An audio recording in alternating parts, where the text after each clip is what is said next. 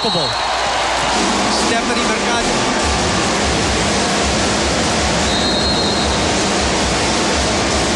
Time out from FEU. And look at this. Are they giving up this set already, Ian? Ayan, Mercado. Down the line, April Jose. Easily done from Mercado. Mayaw na kagad yan. Oh, yan yung tanong. Tagal pa yan. Guys, kapit yan, o. Tara, Kulang tayo sa tiyaga eh. Nabubugnot tayo eh. Lumayo ang score, nabubugnot na tayo. Tiyagayin natin, nabunin natin unti-unti. Okay ka. Tara, tara. Hindi ko mo lumayo, ayaw nyo nung lumaban. Guys, Wala hindi tayo mananalo pag ganyan. Guys, ayaw yung hinabol natin laban. No instructions, no nothing. Yeah. This was a gut check. Correct. Gut check time. Diba?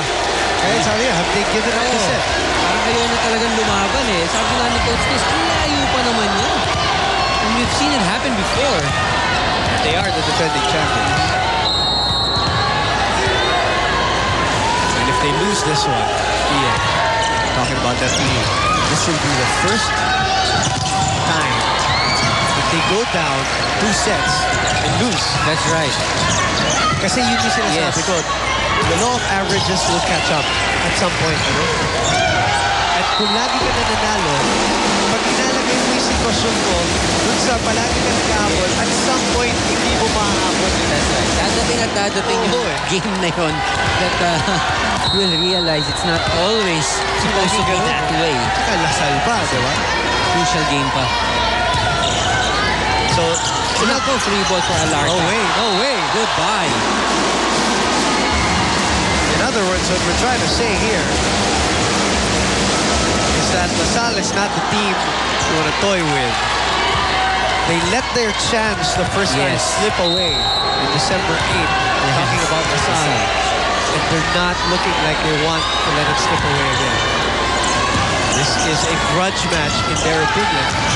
This is not even about number 1, I think, to them. De La Salle still scrambling for those loose balls, and they have an 11-point lead right now. I think the whole number 1 thing is an incidental consequence na lang of this game.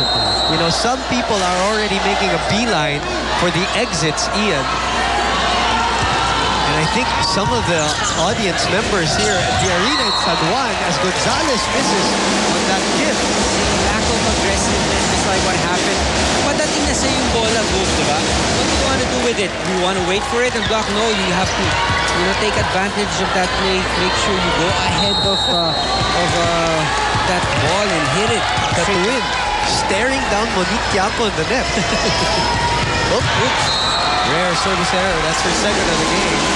This time they can't afford it. They're up 11 points. Kanina naghahabol sila eh. Pagod na rin siguro to si Jackie. And some of the members here in the audience, like I said, making a beeline for the exits, or I think conceding this game. The number 1 team. Good save from Morada. Even a better set for Jose. Grabe, able to still set it up. Mercado.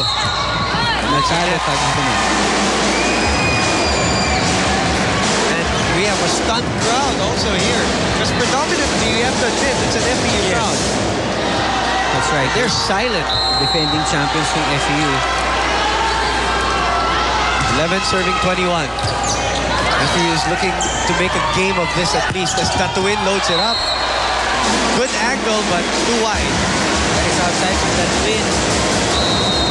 Look at this coach, De Jesus, Ramil De Jesus calling a timeout with a 9-point lead. Let's listen to him. Ang tao mo si Michelle. Si Cha. Ha? Si Paleng. So ang daming pwedeng paikutin yan, no? Paikutin mo lang paikutin yan. Sumubig yan. Kung gusto mo, papigyan mo ng quick. Tapos paikutin mo na yan, no? Simple. Hindi na kailangan mag-isip ako. Ikaw ang dapat mag-isip. Diba? Nakaka-receive naman tayo. Saan pa tayo lang? Kahit tignan mo ng bakit yung si Paleng kaya ni Paleng. Guys, 4 na lang yan. Kapit tayo. finishing touches for Martinez. Some instructions. That's right. And by the way, Paning is Stephanie Mercado. That's right. For those who are wondering. Coach Romil having the luxury of calling a timeout and setting up a play for I'm sure ayaw niya sanang gawin yun, pero nandiyan na. But still, hindi ko na kailangan mag-isip para sa'yo. No? Ikaw na dapat. 21. If you're Martinez, Ian, you have a luxury of choices here. Yes. Dami, 3 frontliners. And that's gotta be also pressure on you, no? Pag ganyan ang pensa mo, may Tatuin, may Mercado, may Santos, may Cha Cruz. Ooh, that's outside. White. This is what you call crumbling already. That's right. MBU has lost the emotional high that they had earlier, and they have crumbled under the sharp play of Lasal. I agree.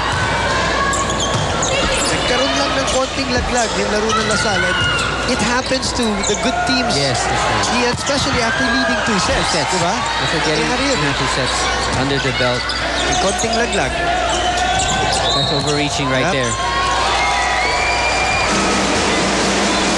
Explain the rule of overreaching. Well, she's a backliner. Martinez, as you're going to see, is a backliner. She's not allowed to jump and get that ball over on her touch. She has to set it up.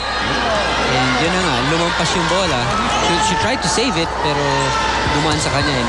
But if she's on the front line, She can. it's allowed. Kaya nga pwedeng pumutos. Ooh, Ila Santos. You know, Ibang klase pa. I think Santos put a little extra on that one, Ian. I agree. Put a little mustard on that hot dog, so to speak. Iba yung dating ng bola eh. Wow. Hindi pa maganda yung posisyon niya doon, ha? Umiiwas pa siya sa net kasi dikit yung bola sa net. Pero kita mo naman yung lakas ng palo ng Ila Santos. You heard the crowd just go, ooh. Love that attack. 23-13, 14 rather, and Shaira Gonzalez will try to delay the inevitable here.